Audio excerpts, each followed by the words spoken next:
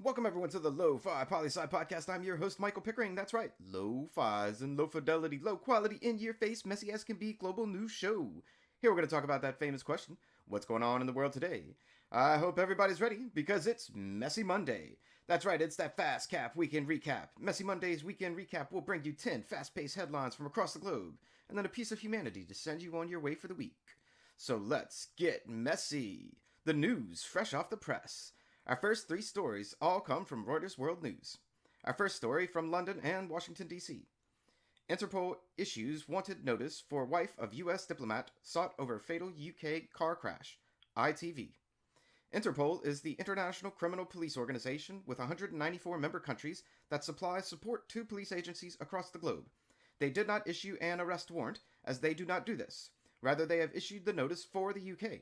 However, the U.S. says the woman in question has diplomatic immunity. An interesting development that we'll be watching into the week for sure. Now to Hong Kong. Hong Kong police arrest more than 200 as pro-democracy protest returns. The 230 people arrested are bringing back Hong Kong's long-running pro-democracy protest that erupted last year as Beijing was trying to extend its power further into Hong Kong. This will likely be the beginning of an even longer feud between the two sides, as the Hong Kong citizens try to regain the protest momentum they once had before current global conditions took place. To Venezuela we go. Venezuelan opposition advisors resign after failed operations to oust Maduro. This comes after last weekend when we heard news of the failed attempted incursion into the country. The advisor that resigned had previous discussions with the security firm that is involved, but said he had cut ties with the group last year. We'll be covering this event as it unfolds into the week for sure, Lo-Fi Nation. Our next three stories all come from the Associated Press, the first two from International Section, and the last from Oddities. To Iran we go. Iran says missiles kills 19 sailors in training accident. We've reported here before about many nations performing regular training exercises to keep the military as proficient as possible. This incident was a case of friendly fire and is not, I repeat, is not connected to any other country being involved. Next up, to Iraq and the U.S. Trump tells Iraq's new PM, U.S. willing to give economic help. The new prime minister came to office after much political unrest and protest, which ousted a former prime minister. However, coupled with the current low prices of oil and the Iraqi economy being largely oil dependent, this new prime minister will need a lot of help in order to bring the country back to a stable place. To the U.S. state of Kansas and Iowa and the Oddities section. Warning, Lo-Fi Nation, these next people are getting real messy today. The story.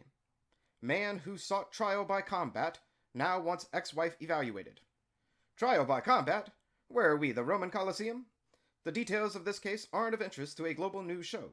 However, a trial by combat court request in 2020? Now that's something all unto itself. As of now, his request has been denied. Imagine that. And our last four stories all come from the BBC under Latin America, Tech, and Science. To Latin America we go. Brazil's Amazon surge in deforestation as military prepares to deploy.